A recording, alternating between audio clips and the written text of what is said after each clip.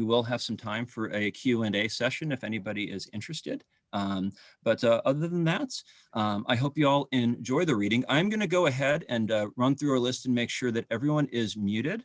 I will ask that everybody please do remain muted throughout the reading, aside, of course, from the person reading. That being said, if you do want to comment on the readings themselves, you are more than welcome to do so in the chat on the bottom right.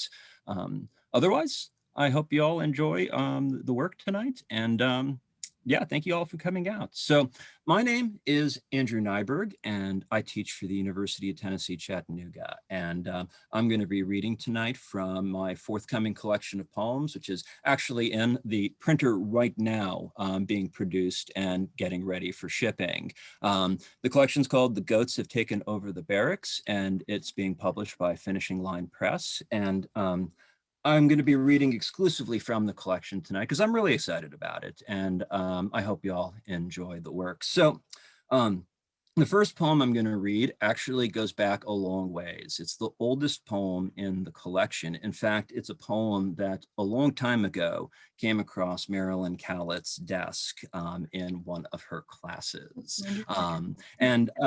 I was right. The foundation of this collection came from my travels to East Island, Croatia, and Zadar, Croatia, where I learned a lot about half of my family and our history. And I really was struck by the culture and the place. And it was the large inspiration driving the collection. And so this first poem happened on the shore of the port city of Zadar, and it's called A Murder of Eels. The night fisherman takes the eel by the tail, swings its writhing body over arm like a hammer, and beats its skull against the concrete. Everything is closed at this hour, so he holds its length up to me, needing to show someone, for there to be evidence. Beneath the night black water, more eels undulate against the nudges of the current. Their slick sides grip the friction of motion, even though the fisherman gripped his catch so tight bones snapped like kicked gravel. The undertow murmurs elegies until light winds strum the bay into a trickle splash of waves. There is no way to hold the night still so late, because we only know what is by what comes, the breeze, a brush that cannot be brushed back. So the village on East Island is a very small community. I believe its permanent population is around somewhere about 300 people. And geographically, it's a tiny island. And as a result, they don't have a whole lot of burial space. And so one thing that's characteristic of their cemetery is whole families use the same plot, burying one body on top of another. And they reserve their space well in advance. And so I was checking out the graveyard, actually looking for my grandfather's grave, when a man dressed in priest vestments came up to me, and it turns out he was my cousin Yanko, and I actually met him at his own grave. So it was this really odd, disquieting moment. And so that was the inspiration behind this poem. It's called In the Graveyard at the Edge of the Bay. A candle in hand, my cousin Yanko spots me perched on the flat edge of the tomb lid, pressing parchment against the stone, against the wind with the flat of my palm to make a rubbing of the Cyrillic on the graves at dusk. Yanko Investments came to light his candle on the plot he will one day share with his late brother above the bones of his father. There, on the stone, his name already etched. Under Tomislav, under Dmitri, wives stacked on wives, husbands on fathers, families that dug their own mass graves. On the mainland, they still stumble across such sepulchres in out-of-the-way places that became the only way we should look, because we should not abide dusty corners to live unswept in our souls. Because orchards wither on a mountainside and village without children in the streets are still more than interstellar medium. This type of place knows how much deeper the land is than wide. that the dust of a parent's bones should cradle their child, so when the resurrection comes, mother already holds son in loving arms. So when the cold wind's cessation coins a silence, and the blood moon rises off the mountain to vomit hollow light onto the orchards, the figs don't wither on the vine, and every root knows no amount of living teaches respite to the night. Nothing is just itself when shadow falls upon it, graves the shadow of the dirt exhumed. Their seeds dribble from our mouths into our velvet-lined selves, where they thirst among all our softness, as scorpions scurry from holes among the stones, await the dust of more bones to grow like clay in the mist. Right, and this is actually, and honestly, I think it's kind of irrational, but it's actually my favorite poem out of the collection, and I just feel like it's very me, and so I read it almost every time I do a reading, even though I'm not sure it's really the best or anything like that. I'm fond of it. It's called "At the Center of It." Something always keeps things from where they want to be. Copper sheets keep slugs from gardenias, nets the birds from the berries, and the roof bays the rain. In the driveway, a ragged cat sizes up the trash bin, smells the tuna cans, the scraps of salmon, rotting chicken, turkey bones. Every night she sits and licks her chops, combs her whiskers with her paw. Sometimes she hops to the top, scratches the smooth plastic, not realizing that her own weight holds it shut, just as in all things. Lord, how I itch to step forward and take hold of the railing, to make something happen. But how I fear that if I do, nothing will. Until then, the smell of cooling soil under wind, through dandelion stalks, rustle of wisteria leaves, the soft click of a street light dousing, electric buzz from the air like thread from a shirt. The neighbor's dogs don't bark, all for me. And this poem's called Water at 34 Degrees. Water has an unusual property where, when it gets cold, when it freezes, it actually floats to the top of the pond, but it's at its densest at 34 degrees. And so it sinks, the 34-degree water sinks to the bottom of a body of water. And that's where the fish survive during the winter. So this unique property is a large amount of what allows a lot of life to actually continue to exist. And so that was an inspiring point for this poem. Water at 34 degrees. Chill so deep, cold gnaws rather than bites. On the roadside by my car, frost diamonds an unfortunate squirrel. Perhaps it was the expansion of water freezing within its body, or the simple pressure, or the tire that killed it, but its mouth is inside out, a pink, swollen bubble of cheeks like blown gum. Every windshield along the curb, frosted. Icicles baluster each chassis above the asphalt. At the corner, a tailpipe exhausts and a brake light embers. Their glass is steamed the way the living throw barriers against nature. My own hands sweat in my coat pockets, and if I remove them, the skin cracks faster. In Louisiana, where my sister lives, the bayou froze over, something everyone she knew said would never happen.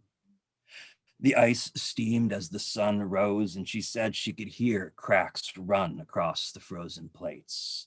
Under that same sunrise, I have no doubt that in at least one alleyway in my city, at least one unfortunate soul, by not waking, woke in some place he'll never have chance to describe to anything living, and would have no language for if he did. Every second of every day, the universe dies a little more, a light greater than any star diminishing. I imagine I drift toward sleep in some hard place where it smells of dirt, sweat, and tar. Listen to rats gnaw the edges of old soup can lids. The warmth trapped within layers of newspaper stuffed clothes diminishes like coals in a campfire until the damp clamp of the world's breath extinguishes the final embers. And then, just as night reaches its darkest, moonless moment, there, the softest of cracks, and then nothing remains but a couple of jagged edges for the soul to steam through. And this piece is called Frozen Pond, and it was actually written about an old pond I grew up next to. It was one of my favorite places when I was a teenager. Frozen Pond. I've crouched here so long, the snow on the shore lies unbroken. Below, angled cracks in water shelves, layers of frozen dominoes. There is silence and the sound of silent things falling. I trace the memory of ice skates on the surface. Somewhere underneath the fish, somewhere the frogs survive. Deep ice moans and gravel crunches, chafes jagged black edges. I am water too, but it's easy to forget because I call myself by the flotsam suspended in it. Without rocks to break the surface, water lies about its motion by reflecting the frozen pines, the late birds, and all my faces. If the clouds were real, I'd stick my hands into them, regardless of how blue my nails got. Fingers can't trace our real edges anyway. We all forget the braille of self when our hearts begin to beat. The fractures grope numb as ice sheets buck slow against each other, as tectonic winter plates shatter and rise. Oh, and this poem is actually, I think, kind of appropriate to read in Tennessee right now, because this is actually about when I was living in Texas and I saw my first tornado. I was driving from Dallas or Longview back to Dallas, and I saw it in the lightning against the horizon. And it was nowhere near me, but it was still just a fascinating sight. Watching the funnel in the East Texas empty. Pulled off the highway, a long view from Longview, a stretch of turbulent tendon, a strained sinew of sky, threaded down from bulging muscle cloud fibers to the smooth stomach bulge of a horizon hilltop. Only visible when the stratosphere threw down the lightning roots of an electric naked branched elm into the soil, the bucking funnel fulminating thunderheads of dirt clods, scrub brush, and tree trunks against the liminal lips of the vanishing point seam that swallowed my perception of the world and sealed off the bubble of my mind, the fragile framed wobble of awareness. I can't say I was particularly close. A couple miles away, in a closed car with windows I kept trying to roll up higher than they could roll. But I was far enough that I couldn't hear the rumble and churn of the hilltop stripping the muscle from under its skin, the shudder in the reverse cascade of rock and loam, the vomiting earth, the silent film cast black and white by the violence of light and shadow, lit and unlit by the limit of which I could perceive the difference, the only things positioned to intervene, a little distance, a pane of glass, and a single Holstein cow in the field thrashing against a length of broken fence. I got two more poems.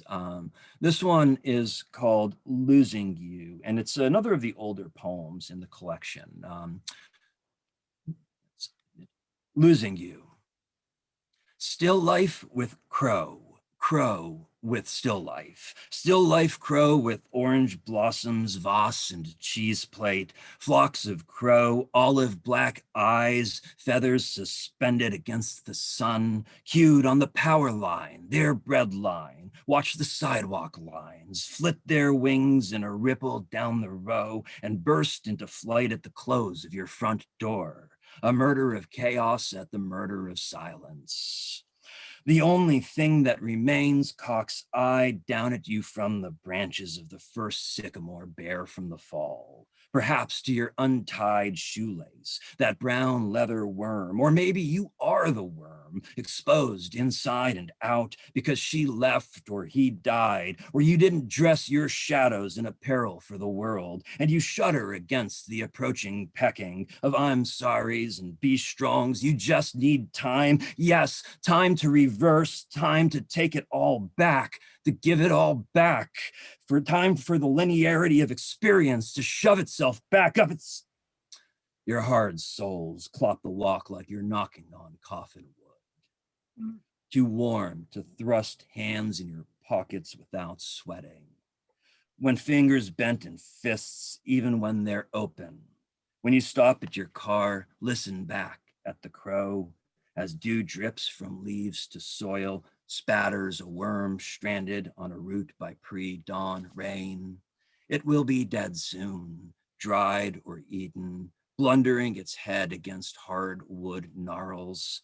Drop your keys jingling when the ring snags. Coins settle in your pocket as you kneel. The bird no longer has interest in you. And this last one is called Grandfather. And one of my favorite things about this poem is I actually wrote the first draft of this for my old teacher, Art Smith. And honestly, at the time, it was a mediocre poem at best. And, you know, it had a concept I enjoyed, and it was too clever for its own good. And so I stuck it in a box, and I actually forgot about it for about 5 years. And in between the writing it, my grandfather passed. And just by random chance, I was going through some boxes of old stuff and I came across a stack of old poems. And the first draft was I found the first draft of this poem, and reading through it, just something clicked with it, and I saw it in a radically different light. And so I sat down and immediately rewrote the poem. And this is one of the only poems I've ever written that, even though it had a first draft, I feel like I composed it all in one go. It's called Grandfather. When the professor tore the readout from the dot matrix printer, it was old-fashioned because he was old-fashioned. We knew we'd done it. We had calculated the number of lemons that mankind would consume before the end of existence under current parameters. We could finally go home. Last week, it was the number of snail shells lying empty in English garden beds. Before that, the number of raindrops in a 3-hour storm. We knew the world so well.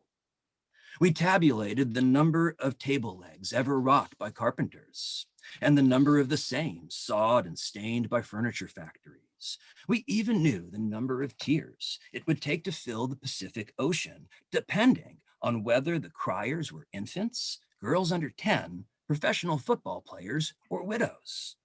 This is exactly how much you cried when your husband died, we could tell them. This is how many tears fell onto your husband's hand. And this is how many milliseconds the warmth of those tears forestalled the cooling of his skin. Isn't this grand? Said. Doesn't this help you with your grief, Mrs. Nyberg? But she said she didn't want to know. Just shook her head and said she didn't want to know. There were still pills in a plastic cup on the corner of his dinner tray next to the applesauce. The napkin, soiled, crumpled in a wet little ball, seemed like it wanted to soak in all the weight in the world, to draw in her grief and leave her clean. Would you like to know how many of his cells are still alive? But it's no use. She won't listen, even as the nurses enter in and the orderlies, the candy stripers, the doctors, the morticians, all of them absorbed in what must be done, what must be done. Almost no one hears her whisper, she can't, she can't, she can't. Thank you very much. Again, those are poems out of my collection, The Goats Have Taken Over the Barracks. And at this point, I would like to turn the reading over to the wonderful and the outstanding Christian Collier. Now, Christian, first off, is just an absolutely fantastic poet of his own right. But I think the first thing that absolutely struck me about Christian was, my God, he's got a beautiful voice.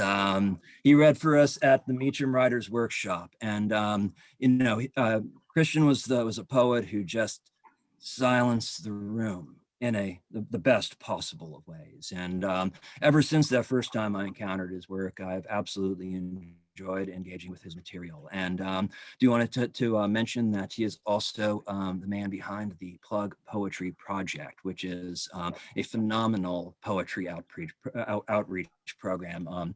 I've been following it for some time now, and Christian does an amazing job helping poets find a voice in the region. And I absolutely love everything that he does. So I'm going to turn it over to Christian, and I hope you all enjoy his reading. Wow, thanks, Andrew. Pardon me, everybody, while I weep. And it's good to see that all the years of booze and cigarettes have paid off, and this voice apparently being money. So, I am kind of sitting on two manuscripts, so I figured I would read from both of those. Also, I'm gonna read some brand new poems, so we'll see what you guys think of those. So let's get into the poems. This is called Benediction for the Black and Young. Children, we occupy a world not made to carry any one of us. Breathe deeply. Do you feel the atoms coming apart around the garlic white brims of our halos? We are living through the time that took touch from us, wading through the stubble of the burning nights, finessing our feet forward as best we can. Let us pray there is a just God at the end of all of this, a divine panacea that deems us worthy of the blank slate. Let us pray he sees the columns of our dead on the sour buds of the street, then stirs and says, enough. Let us pray for the favor of the big sky, for burgundy wings no longer tucked beneath our shoulders in a sheath below the twitch of the stars. Let us pray the liquor that drags us from the bed of one day and into the next does not run out. Pray the Hennessy and Crown stays put. Pray we can also do the same, sane and intact. Let us lay down our blues and not cross the threshold of another morning howling for those we could not see buried, compacted in the garnet roots of our jaws. Let us bow our heads and dream a life that loves us better. May it be gold-hued. May our minds sculpt a love supreme that also holds our newborn ghosts. Let us whisper, because history says whenever someone Black wonders aloud about the future, it instantly becomes a bruised sea of days they will never know. Children, if we are only meant to forfeit all that has ever known our names, let us fraternize with the condors who will come to escort us away. Let the stomp of our forelimbs be our last bit of grace we grant this earth. Then let us rest well. Let us be.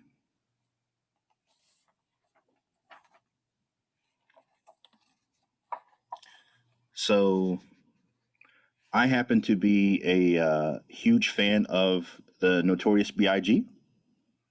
I'm not sure if any of you guys are also Biggie fans. If you are my people. If you aren't, but have Netflix, you should check out the Notorious B.I.G. documentary that's currently on there. And then maybe you will become my people also. So this is called America, a Biggie Small Cento. I know how it feels. Fucked up. I'm surrounded by criminals. There every night. I check the beds and the closet. Everybody dying. Matter of fact, I'm sick of talking. Motherfuckers talk about it. Hail Mary. I stay seeing body after body. To wake up armed and dangerous before I go to sleep. The kids, the dog, mom's crouched over the casket screaming. Hold your breath. I hear you. Sometimes your words taste like death, full of grace, with motherfucking chalk around it. I know how it feels to wake up fucked up. I'm surrounded by criminals, armed and dangerous, there every night before I go to sleep. I check the beds and the closet, the kids, the dog, everybody dying. Mom's crouched over the casket screaming. Matter of fact, hold your breath. I'm sick of talking. I hear you. Motherfuckers talk about it. Sometimes your words taste like death. Hail Mary, full of grace. I stay sing body after body with motherfucking chalk around it.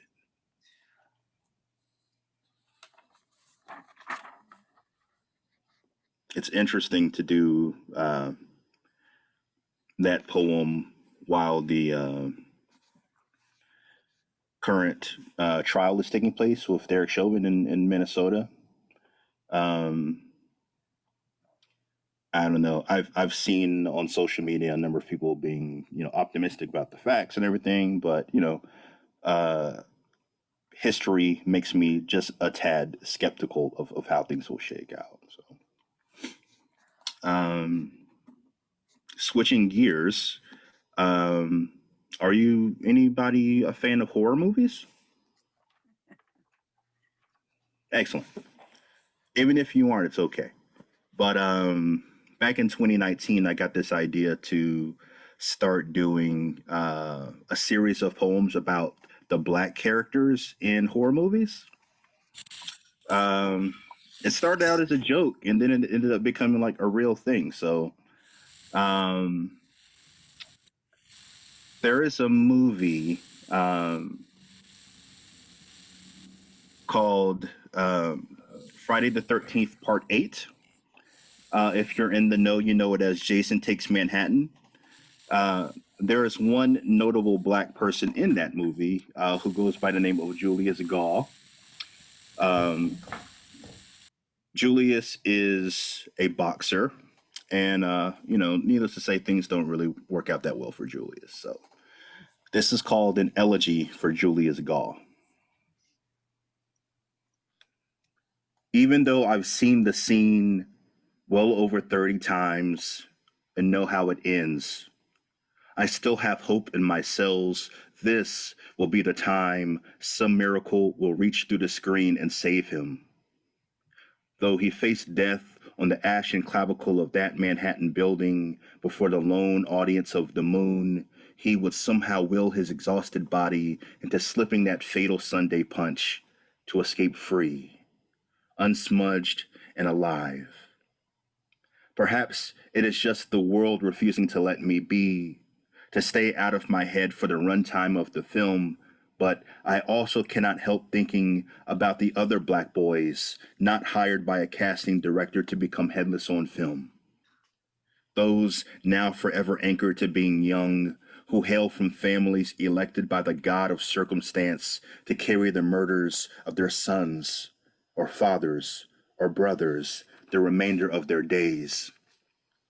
How many times have I seen the soul of someone black exit the pores of their tiny mosques of muscle and flesh, vacating this life? Each of their final moments was a horror film I did not pay to see and cannot let go of. In some way, isn't this the nature of being black in America? Always residing so close to terror, we are wounded, but never surprised when it pitches one of us into the limbo of its maw. Me, I want the alternate ending, not just for Julius, but for all the other young black men buried in my brain since their passing, each one tucked into the pink soil of my mind. I want the alternate ending. A burst of lightning blossoms and brings them life again, and they gaze into the black eyes of their fates and say, "Take your best shot, motherfucker," before punching their hands bloody, staving off the afterlife's hungry invitation. I want the alternate ending where they find their ways back into the graces of their most loved. In the distance, Night bleeds away, and a brand new beginning sets upon them. As the credits cascade down the screen, the language left on their breath is the antithesis of anything close to horror. Bravo. Thank you. Cool. So your homework assignment, everybody, is to find Friday the 13th, Part 8. It's glorious. That's good. You know, it's not the best film. It's a weird one also for the series, and that's definitely saying something. But you know, what can you do? But after you check it out, you know, contact me. We'll talk about it. I had a weird experience in January. There's a friend of mine. We haven't through sheer circumstance and moving so distance on different levels, but we had not spoken in a number of years, and just decided to Google her to see if anything interesting would pop up. And I actually stumbled upon her obituary. And that was a really weird thing. And it's something that I'm still, working through. So I wrote this poem for her. This is for my friend Amber. This is called Tether. It has come to this possession. She lives in the screen of my computer now. Her spirit is one of the auburn lights trembling inside the black box that does not sleep. I click the mouse and summon her face, then summon her name from my mouth. Amber, Amber, Amber, Amber. I say it again and again and again until the word becomes chorus and she has not passed on. I keep her breathing in this slight manner, even though grief is a bruised God that shovels me full of acknowledgement.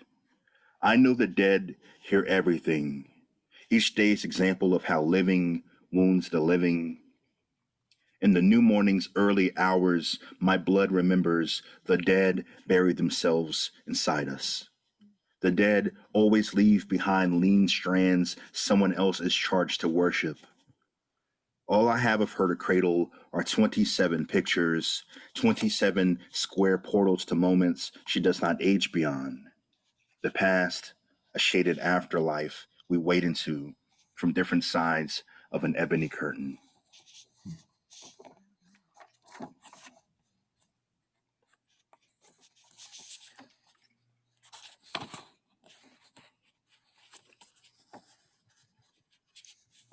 In the spectral hour. At the foot of her hospital bed, I became my mama's god while she was sick, battling infection. I wondered as I struggled to keep her fed and in minimal pain, who would keep her safe when she left me, as she crossed over before my eyes? Who would walk her to the bronze palace where all souls sleep? Whose hands would part the dark and usher her over the thin threshold of this plane and into the honeyed light? When she threw up after eating for the first time in 3 days, I thought of how my grandmother told her my cousin came to visit. My cousin, who died, arrived and said that he would be back soon to take her between the stars, and she could abandon her worry. And I wanted that to be the way it works for everyone. The slow fade into soundlessness, the hushing of lamps. I wanted to ask if she was afraid of what was coming, the changing of the scene, the softening of the meat for forever's consumption, but I swallowed the notion. Whenever my mama talked, I watched the shade draw closer, each step making her vanish.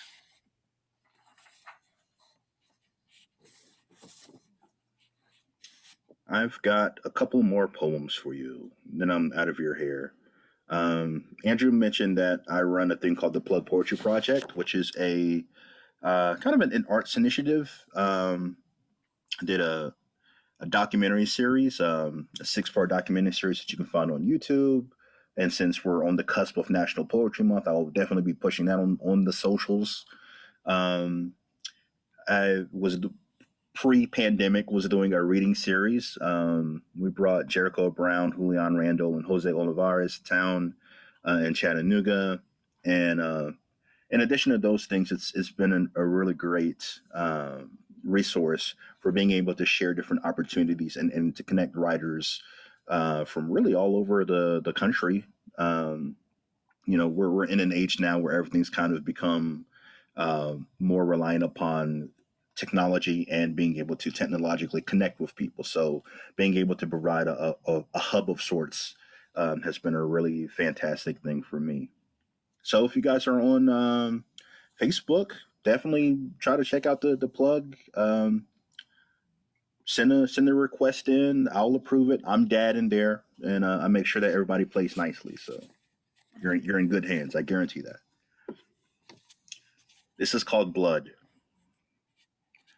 The last word my love speaks before we hang up becomes a sustained G sharp in my head until next door I hear the music of water running as if down and over the smooth backs of several stones the size of a small child's skull. And in its song, my grandmother's voice crests the percussion and says, "Come with me." And we are both in stride, the divots in our palms now small ponds carrying water as we walk across the damp collar of the grass above the casket where she sleeps.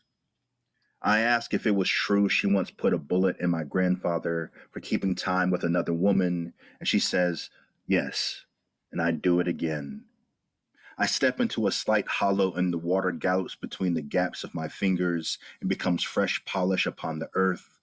I apologize, ask like a little boy if she is disappointed in me for not being more attentive. She says, I have seen the secrets you keep as railroad ties beneath the bruised bridge of your tongue and love you exactly the same as I always have. I tell her about my love, how I wish she was still alive to meet her, and she says, I already have. What you don't understand is my life begins again every day you offer the hymn of your breath to the world.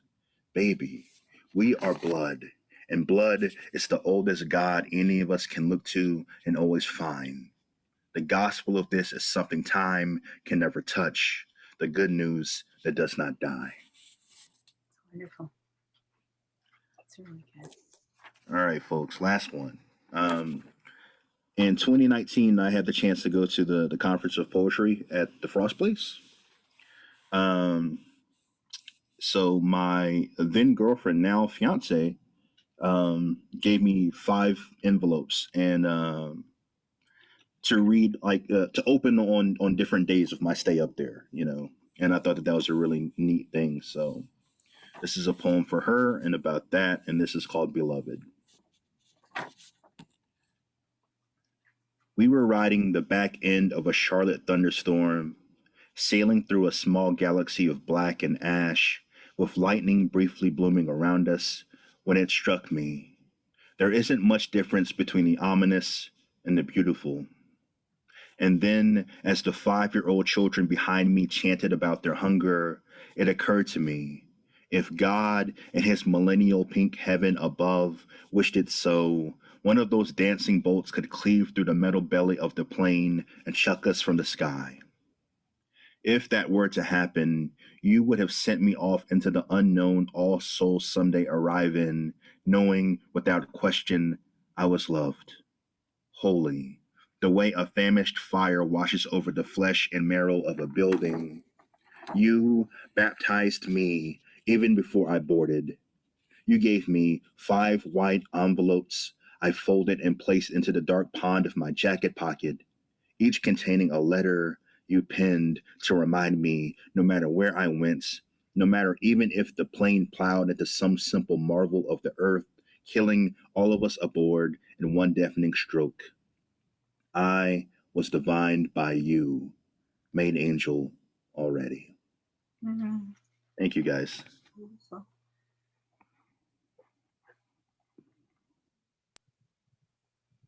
That's fantastic work, Christian.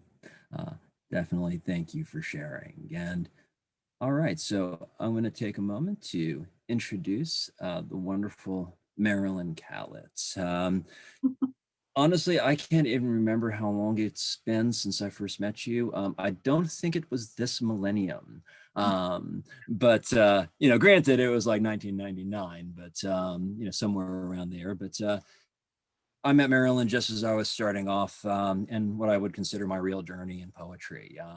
I'd written since I was little, but I never really took it seriously until I worked with the two wonderful poetry professors at UTK, Marilyn Kallet and Arthur Smith. And I'll actually say, first off, there's no one who's been more influential on my work than the two of them. Art taught me how to infuse my love of science into my work, and Marilyn, actually, I think I took the emotional qualities of my work from you. One of the things that I feel like I learned the most, both through Marilyn's classes and through my encounters with her work, was the depth of human experience that can be expressed in a poem. And one thing that always struck me about Marilyn's work as well is how she didn't just you know, we didn't just hear her read her poems. Marilyn lived her poems when she performed them. And I've always greatly enjoyed your performance. And really, yeah, I feel like I owe you a great debt for where I am now. And I'm absolutely thrilled to be able to hear you read. And whether or not you start with Marilyn's work in some of her older pieces, the first one I encountered was How to Get Heat Without Fire, or whether or not you look at her most recent book, How Our Bodies Learned, there is no possibility that you will go wrong exploring Marilyn's poetry. And I hope you enjoy her reading. Thank you, Thank Marilyn. you so much. Thank you, Andrew, and thank you for including me. This is so inspiring. We take turns being each other's mentors and inspiration, I think. Christian, your work is wonderful. Thank you. Well, my friend Joy Harjo said that she thinks all of my poems are falling in love poems, and she's not wrong about this one. It's called You Can't. My horoscope says you can't find love by seeking it, so go create beauty. Sure, would you like a side of Aeolian harp strings with that, or a Grecian urn chip stamped with well-turned men? Are you done? The stars hummed. Weave lines like ivy wrapping the sycamore, slips that don't need us, almost weightless. Like the crisp magnolia leaf you keep near the dash for company, tan like Spanish leather, like that boy in Seville. What was his name 50 years ago? I bet he remembers. Thank you, Lou. This is Beggar. Joy chose this one for the Academy of American Poets page, and I want to thank her for that. Beggar. Just one, I begged the muse. You again, always the same shtick. If you want the line, you'll have to earn it. How? Write about something besides younger men, Muse said. I mean, think of Elizabeth Bishop. She spent 20 years on the moose. No, I won't. Too late. I was already minding my moose, au chocolat. All right, Lou's laughing. This is called Even the Alchemists. Even the alchemists started with lead. With you, I'd have to invent the flask and dross. When Neruda tasted nada, he sighed, quiero. I want what I do not have. From emptiness, he shaped blues Coltrane might have envied. Start there. Put on a love supreme and wear it like satin. Something to cling to that clings back. Starter kit, Coltrane, Neruda, ache. Do not dilute.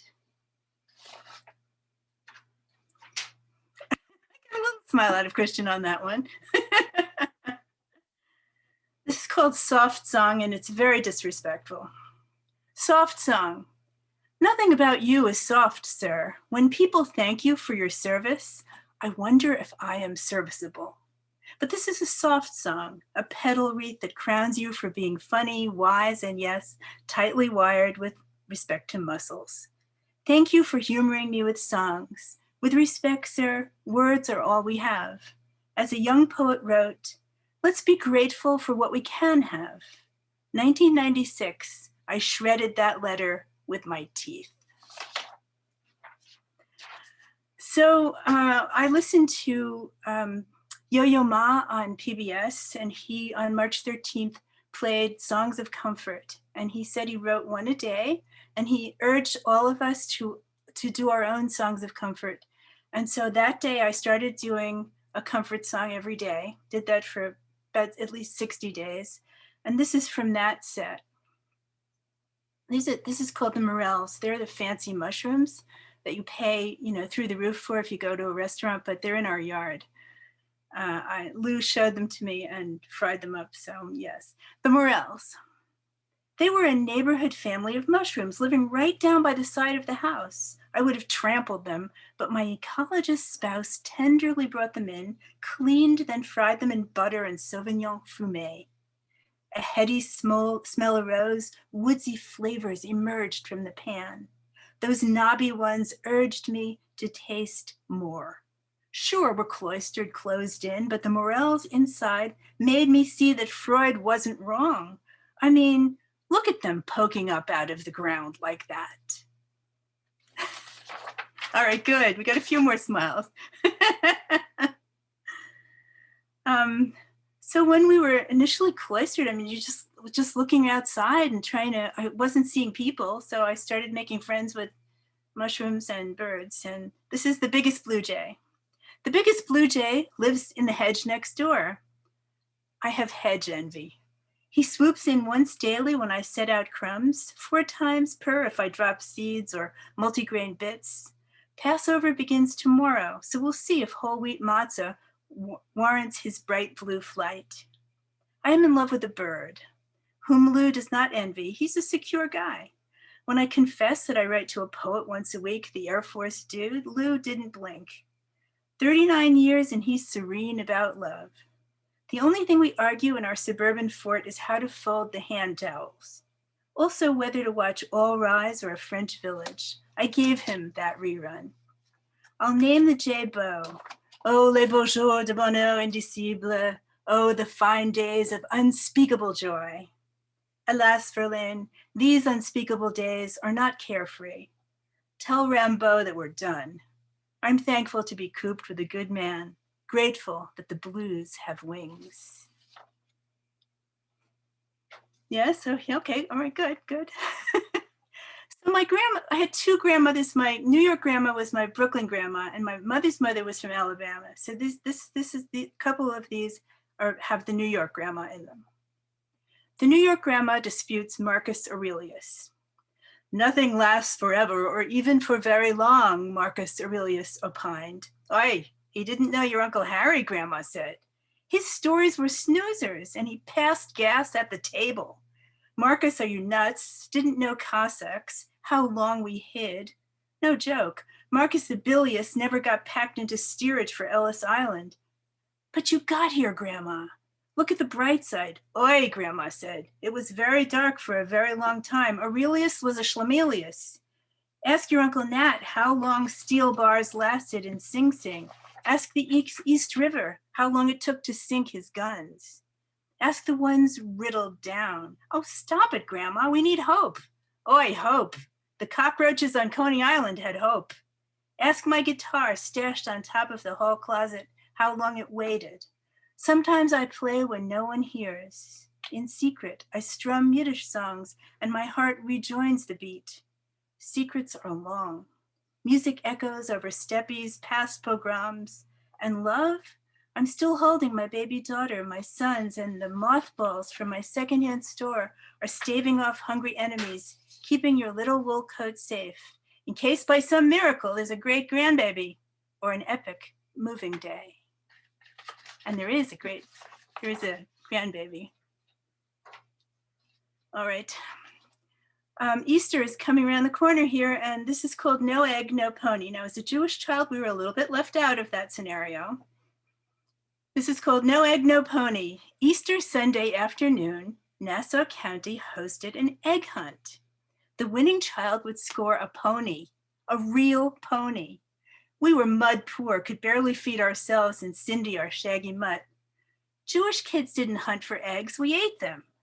Passover, we searched for the afikomen, but that day we were all in. Mommy drove me to the amphitheater where the hunt for a pony began. I was 6. I found dust and fancy dress kids, no egg. Maybe it was jammed in a politician's pocket? Someone must have won. I wailed. What would we have done with a pony? We could only afford rent for part of our house. Rudy, the owner, the drunk, lived upstairs in the guest room until we finally ditched him and the Southern grandma moved in. That night, Daddy brought home a magic slate from the Brooklyn candy store. I drew Mommy, Daddy, my baby sister, and 3 little pigs looking for payback.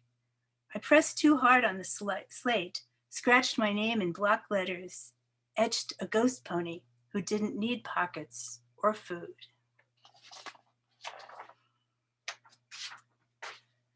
And this one is called Letters from Earth and Sky.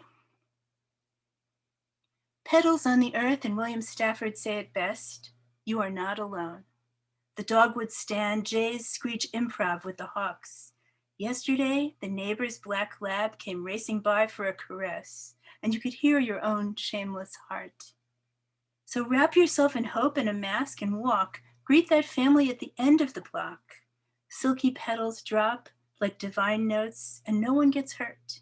Be like that, soft, kind. Read the tiny ant memo crawling on your glasses while you write. You are not alone. Rimbaud was wrong. I is not someone else. I is all of us, on a stroll to meet the new, the guileless, and the oldest blossoming trees, long flowering ones. We yearn to sing and become. So I did try to write a poem a day I did that, I guess, for the first 60 days. And this one came out, this was day 2. It's called Spiritual. And it opens with a line by William Carlos Williams, what power has love? Spiritual. What power has love during a pandemic? Ours was always virtual. Plato called it, kind love swells stronger like a muscle that has been working out, but lighter, invisible, like atomic weights. Love that lifts us daily without hope of gain. We practiced for this. Virtual, virtuous, faute de mieux, write to me, buddy. Plato, mixed metaphors taste good. Honey, words are all we have and hold. And this one has Art Smith's voice in it. Anyone can write 6 lines, Art Smith said. So he did, each dawn. They don't have to be good, just get out of your way. Keats sang Seasons of Mist and who knows what else when the muse wasn't on tap. Shelley might have toasted crows on an off day. And Shakespeare? That time of year is here now, big time like a mallet over us, playing whack-a-mole with lungs and germs. Corona sounds good, sounds beautiful, a crown, but crowns are not always a good sign. The one with thorns, no royal holiday. Those I'll need on my teeth, pricey. Now Shakespeare never wailed about sore molars. Who would listen? That rotten year in my gums, in my country's polity. The oaks drop, golden notes on the lawn. They don't have to be pulled. 6 lines, the page knows its own gravity. And I'll do 2 more. I'll say whispering.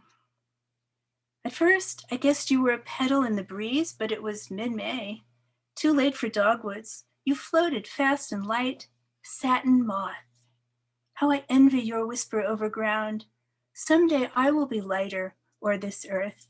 Ancient grammar, in the wind, as they say. And the last one is saying goodbye. And if you put in my name and saying goodbye into Google, you'll get a song version. My friend Tom Cipulo composed this one for soprano. Saying goodbye. We embraced there in the parking lot of the ordinary. How could I know your arms were arguing last things, your cheek in my hair? For a moment, I pressed against you. Goodbyes can be vast. In a breath, we traded lives. I didn't know you were a cliff I had reached the edge of. Your touch echoed. I simply followed it like song. Thank you. you.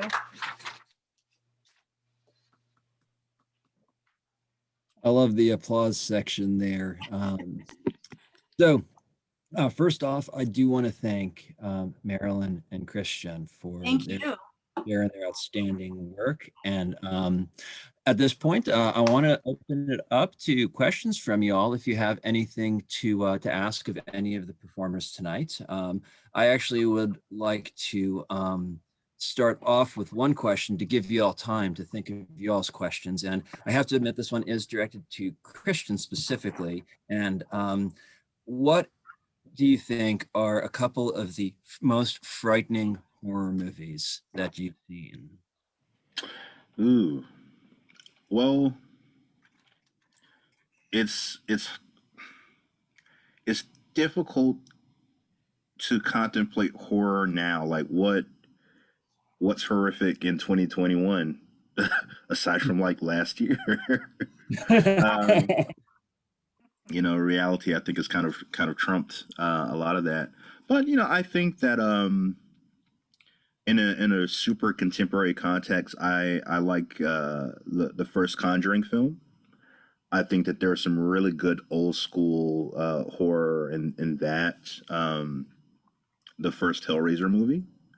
I think that Clive has a really good gift for not just establishing atmosphere, but taking horror into the more psychological realm. This is a jumping out of film, but still in the visual medium. The Haunting of Hill House. I think that Mike did a really excellent job with that. The first, well, I was going to say the first season, but the second one obviously is a little bit different with Bly Manor. But Mike also plays in that realm of the psychological, and I think that he really nailed it with Haunting of Hill House. Bly Manor, I think, threw a lot of people because they came into it expecting one thing, but not. So this totally ties into poetry, I promise. They came into it expecting one thing, but they weren't open to seeing what the thing was, what was actually being executed. And what Bly Manor does is it explores what is a ghost, right? So there's a lot of nuance and metaphor there that I think kind of just went over the heads of the casual horror person tuning in. I think the Haunting of Hill House also asks some pretty similar questions, actually. The nature of the bent neck lady, I Sure. thought actually a really interesting metaphorical understanding of the nature of what it means to be haunted. I thought it was actually a pretty stark approach to it. I was actually a huge fan of I guess the limited series. I'm not really sure what our title for those is at this point, but that really does stand out, I think. How about you, Marilyn? Are you a fan of horror films? Not so much. Not so much. I did. The Haunting of Hill House was the first version of it. Was one of the first horror movies I ever saw.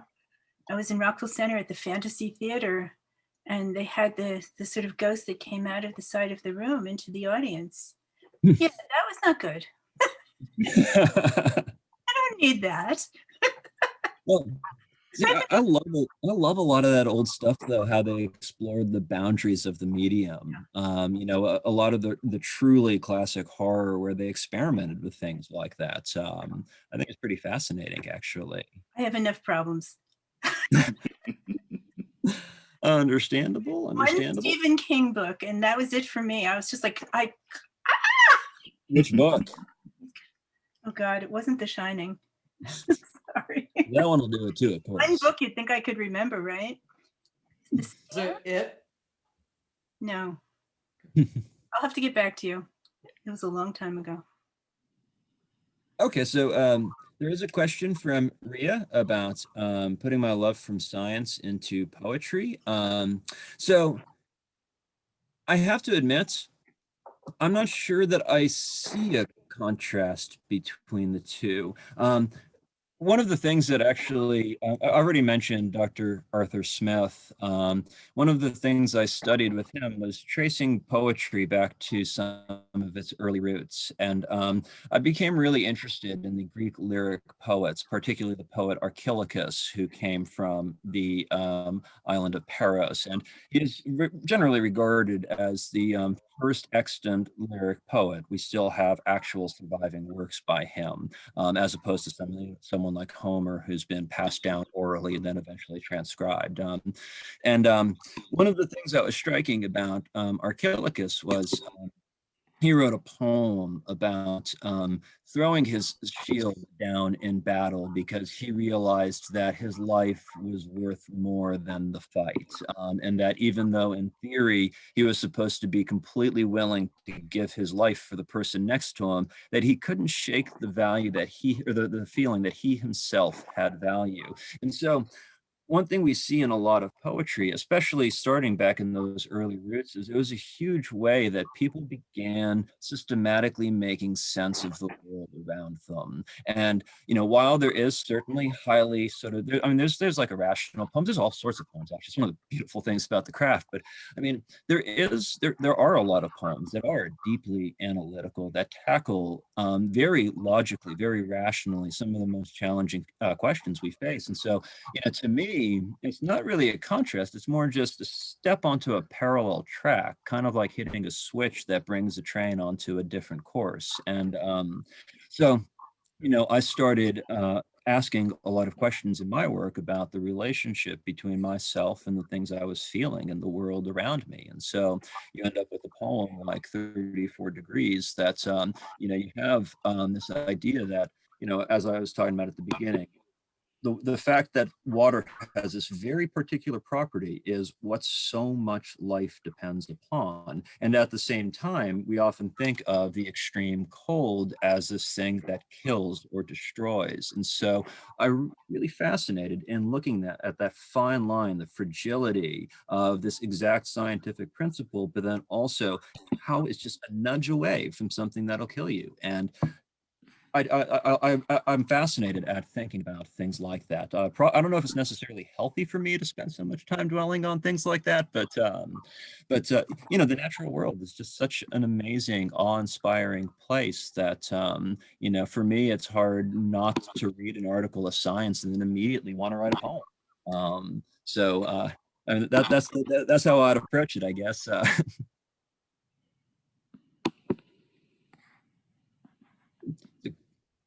Let me see, we got a couple of posts here. All right, so we have Allison Davis asking, how has writing during the pandemic impacted your relationship, or sorry, impacted your writing or your relationship with poetry? Marilyn, do you want to start us off? Well, it's been a solace, a deep solace. I mean, I started doing it. It was March 13th, 2020, and I couldn't be with people, so I could be with language, and I could be with the birds, and so writing was just a place to be, and it was a place to explore, and it was a place to breathe. And I've always been introverted. We talked a little bit about this, Andrew and I, that for some of us, being shut in is like, okay, that's fine. That's me. That's what I do anyway. So, I don't mean to make light of it, but being able to turn inward and focus and see what language has to offer as a solace has been very important to me, and I do it on a regular basis.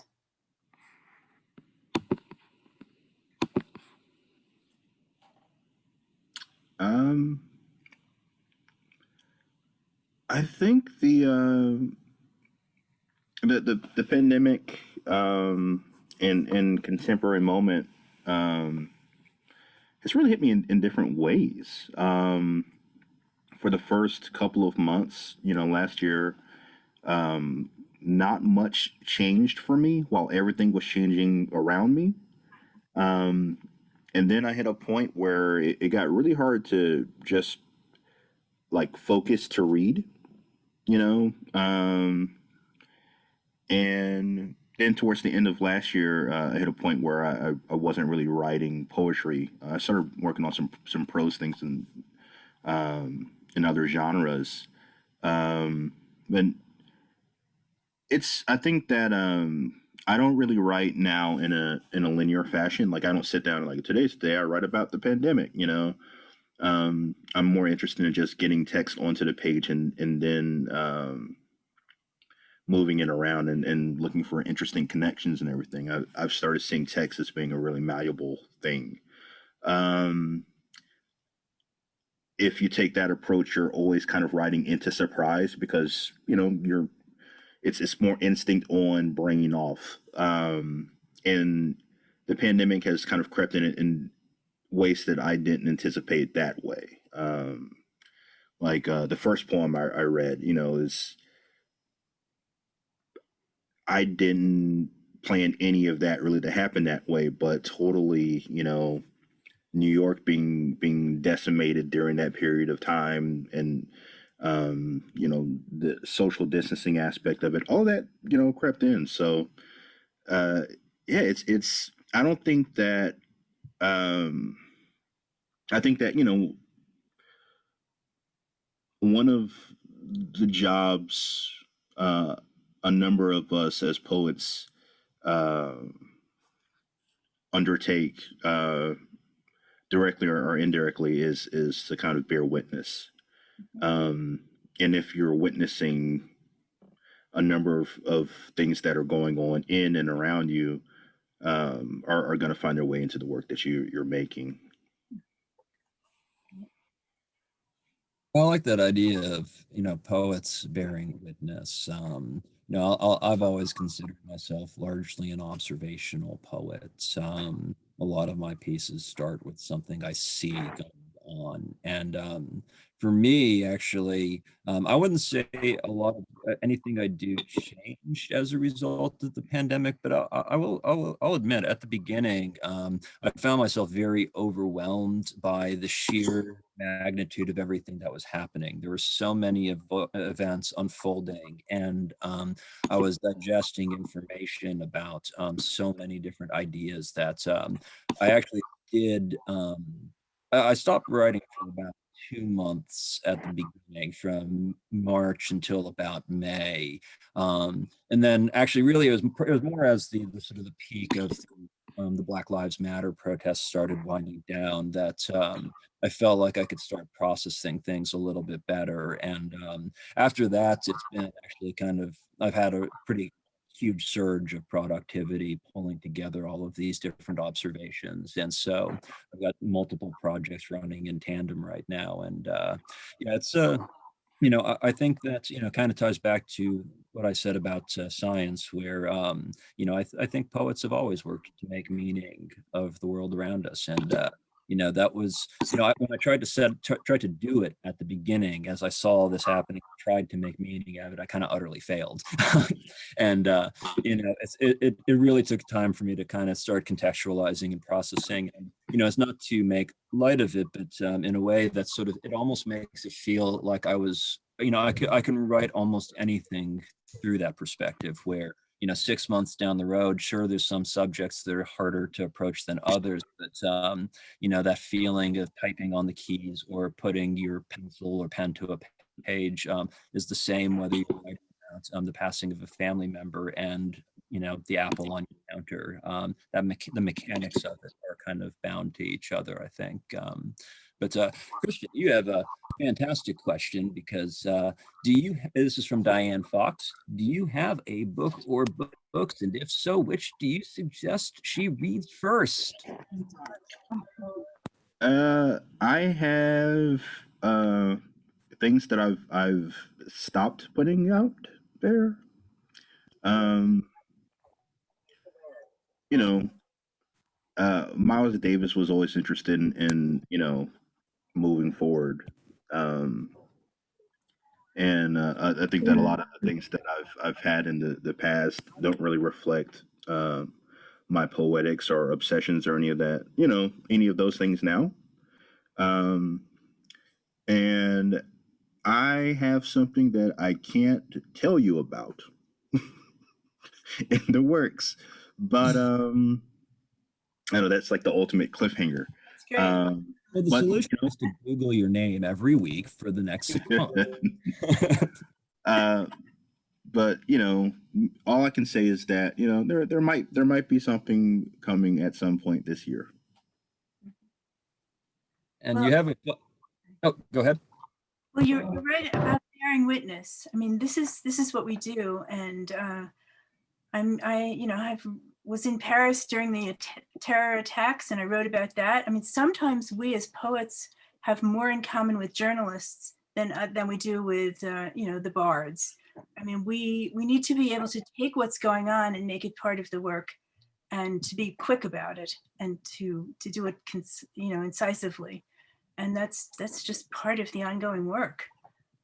And that's why we practice all the time, so that when something really important happens, we can deal with it. We can grapple in song. Absolutely. Okay, and there was a follow-up question for Christian, and I lost my place in the chat. Oh, where did you begin your poetic journey? Ooh, that's an interesting one to answer. I started writing poetry seriously in 1998 in Hickson, Tennessee. I started writing to try to woo this older girl I was going to school with, which didn't work. But so after high school, I went to the University of Tampa on a writing scholarship, and that's what my degree, my degree is in English and writing. So I had the chance to study there, and yeah, that was really my first formal wave during that time. So 98 to about like 2005, 2006. And now, I mean, I was just thinking the other day about like when I first started submitting poems, you still had to do the self-addressed stamped envelope, to send it out. And man, we're so far beyond that now with, submittable and everything. Like now journals are like, no, for the love of God, don't send us anything physically. You have to send it, virtually. And but we're in the information age, and like if you want to look at Solmaz Sharif's Poetics, you can just punch that into Google or YouTube, and you can get a crash course of kind of what she has in mind and where she comes from. So I feel like I've learned a lot more, not necessarily, or well, not even just with my own writing, but just about form and falling deeper in the craft that I did not get in school, even on the college level, just within the past 4 or 5 years. So I've really enjoyed utilizing technology to get a little bit deeper into the poetics and culture. So this is like my second or third poetic beginning. I think all of our journeys are kind of multi-phased journeys. And actually, Diane pointed out that, really, I did kind of misspeak. Black Lives Matter certainly has not wound down. I should have said it changed phases. I think that'd be a more accurate way to say it. Kind of like the way the pandemic has transformed in shape and form, but I mean, it's still very much here and very much part of our lives. But yeah, I would actually kind of hearing Christian talk about discovering kind of exploring form reminded me very much of I'd originally hoped to do a reading with Molly Peacock, and she was unable to be able to do it. But up until I met her as a poet, I actually had very little interest in form myself. To me, it was kind of that alien a wonderful alien thing that some amazing poets did, but was completely inscrutable. And she really helped me see it through a radically different point of view. And since then, I've thought very differently about the shape of poems and what the shape really means. And yeah, I think, I think all of us can probably say, we start afresh many times. Although I'm not sure I have quite the boldness that Christian does to just completely brush aside all my prior work and just be like, all right, we're starting with this new project and moving forward. I think that's actually pretty amazing.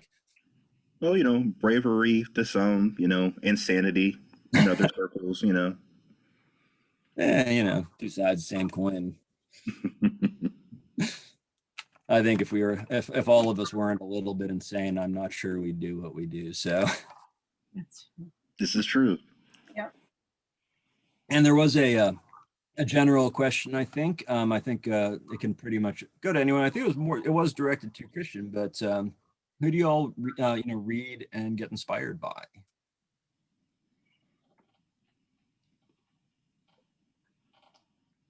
Well, I go back to Lucille Clifton and Yusef Komunyakaa, who were my teachers. So they, I will turn to them more often than many. I read also Marilyn Hacker, and she uses forms brilliantly. Who else? Natasha Trethewey. People are nodding. That's good. Tell me who are you reading? To say that Rhea just put it, I was going to say Jericho Brown. Oh, yes. Jericho is probably my favorite contemporary poet. That's so Jericho, Tyree Day. And Tyree just put out his second book. It's called Cardinal. It's phenomenal. John Murillo, who's up for like all. Joy yeah, John for all the awards and deservedly so for his new collection. Ada Limon. Yes. Cornelius Eady is coming to UT. He's going to take the place that Joy Harjo held. Oh, wow. He left us, and so we're getting Cornelius Eady next. Another poet who's also a singer and performer. Yeah. Yeah, I'll say one of my, I try to get anybody I can to read Yusef Komunyakaa. I use him in class all the time because he's so amazing. But, he is one individual who, when I heard him read, I felt his voice all the way into my bones. I mean, he's just got one of those captivating presences. Once he starts talking, you just cannot look away. Sure. Yeah, he's phenomenal. And I have to admit, I'm also a big fan. Like I run UTC English department's social media, and I follow Jericho Brown there as well. And he's got such a fabulous Twitter feed. It's engaging, and it's not quite the same as reading his poems, but his poems are amazing too. But he's been really fun to follow and interact with through social media as well. I'll say personally, I've been extremely inspired by Tomas Morin. Probably my favorite collection of the last few years was Patient Zero. It's one I've reread many times. Then also Seth Michelson, Eyes Like Broken Windows. Another. Who wrote Patient Zero? Oh, Tomas Morin. So Tomas Morin with the accent over the I.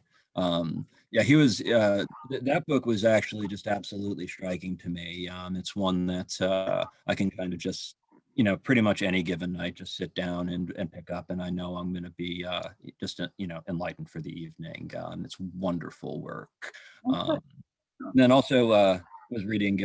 I've been doing a couple. This is like the third part of a reading series, and I've actually been revisiting the work of Matt Ermey and Christy Maxwell, and then Jesse Graves and Jeff Harden, all fantastic Southern poets who kind of have all circled through this area at various different points. They all have such wonderfully textured and unique voices that it's always worth an exploration. All right, do we have any other questions from folk?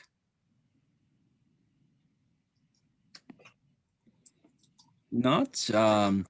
Again, I want to thank you all for coming. It's been wonderful having such a wonderful audience and fantastic questions from everybody. And I hope you all have a wonderful night. I hope you have a safe night, week, everything beyond. And thank you again, Christian, for the amazing reading. I'm absolutely excited to find out what the mystery project is.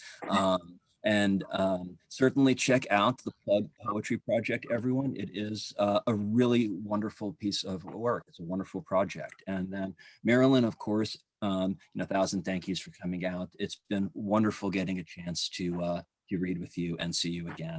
Thank And I certainly hope that folk are, you all check out How Our Bodies Learned or any of the other astonishing books of poetry that Marilyn has available.